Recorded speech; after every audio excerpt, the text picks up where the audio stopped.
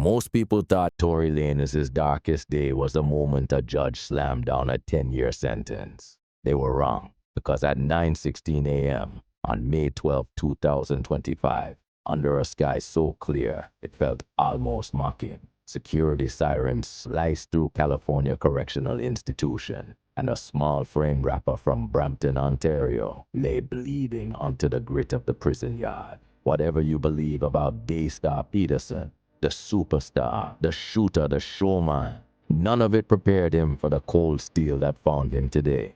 But how did a chart-topping artist end up here in the first place? And why did someone decide he had to pay again? Stick around, because the next 7 minutes uncover a side of prison fame few ever survived to tell. Rewind to July 12, 2020, a night so humid, the city lights look like melted gold. A gun pops in the darkness. Megan Thee Stallion limps away with bullet fragments in her feet. In living rooms across America, Tory's fans refresh Twitter in disbelief. 2 years later, a Los Angeles jury convicts him on 3 counts: assault with a semi-automatic firearm, possession of a loaded unregistered weapon, and reckless discharge. The verdict detonates across social media. In August 2023, Judge David Hereford delivers a decade-long sentence, reminding the courtroom that violent words have violent consequences. But a prison term is just chapter 1 of a bigger story,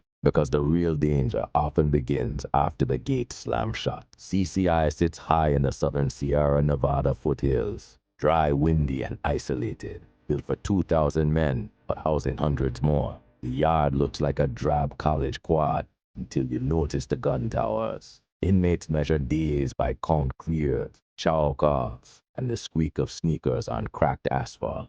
Routine is everything, yet fame blows routine to pieces. For someone like Tory, every step outside his cell is a calculus of risk. He's 5 feet 3 inches, instantly recognizable, voice like velvet in a place built of concrete. Celebrity means outside money, commissary cash, potential favors, a fast path to underground stars. He's not gang affiliated, not 6 foot plus, and conviction papers label him a gun offender, which on the inside read as potential snitch. Officers can offer protective custody, but many artists refuse PC. It kills street credibility faster than any diss track. So Tory walked the main line, headphones on, head on a swivel, praying caution was enough. Monday mornings on the yard moved slow. Men stretching, sipping instant coffee, swapping weekend war stories. But at 9:15 a.m., a tall inmate in state-issued denim drifted into Tory's blind spot.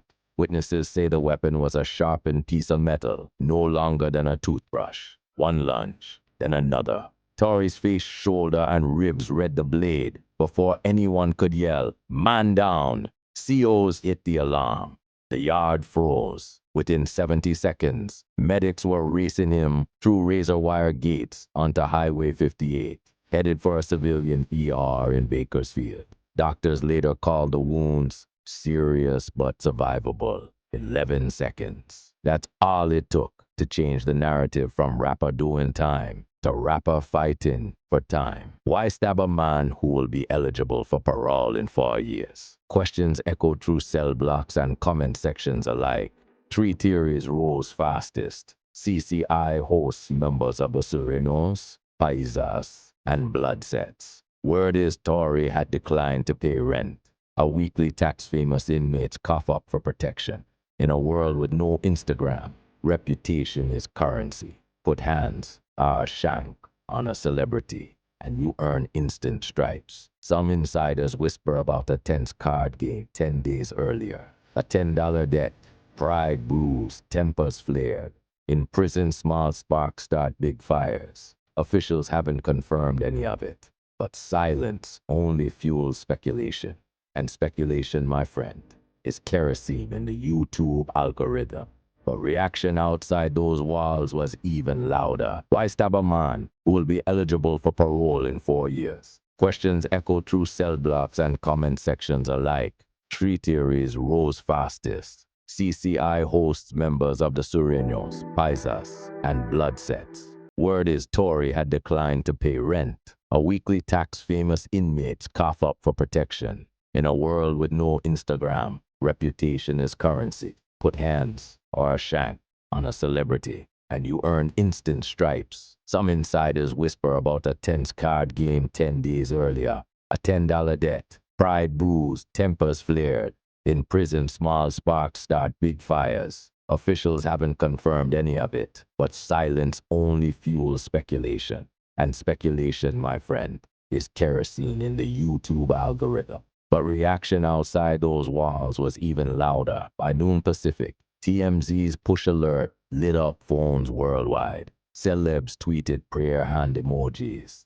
Hardcore fans spammed free Tory hashtags. Meghan supporters wrote, "Karma works fast." Record label execs held emergency calls, debating whether to fast-track his unreleased vocals before public sympathy flipped. Family lawyers drafted statements demanding an investigation into egregious security failures. Meanwhile, prison TikTok accounts, run on contraband phones, claimed the attacker bragged about earning a lifetime of respect. The clip vanished within hours, but not before racking up 500,000 views and a flood of conspiracy theories. Out here, every click meant revenue. In there, every rumor could spark the next bleed. Two worlds, same currency. Attention, the California Department of Corrections has a playbook for high-profile assaults. Stabilize, suture, evaluate for long-term nerve damage. Decide between administrative segregation, the hole, or a transfer to Mule Creek's sensitive needs yard. Interview witnesses who won't talk. Search cells for contraband that's already moved. And file reports no one outside will read.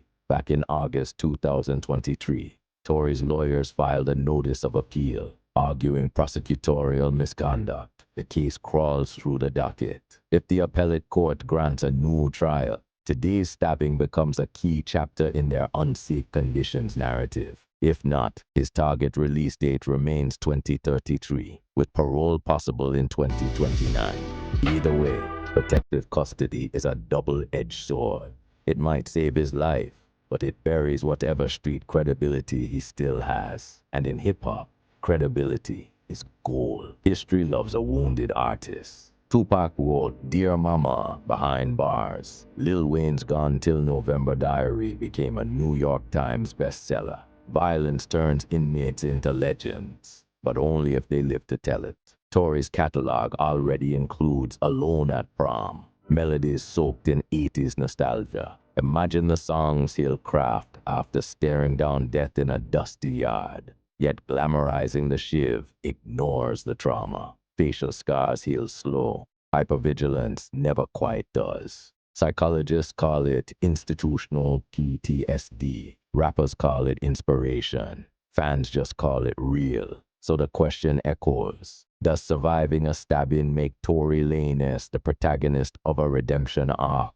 Or just another cautionary tale about ego, guns, and bad decisions? The answer may depend on what drops first, his next mixtape or the Attacker's Prison podcast. By the time you finish this video, the yard at Tehachi will look normal again. Men pacing, guards scanning, dust swirling like nothing ever happened.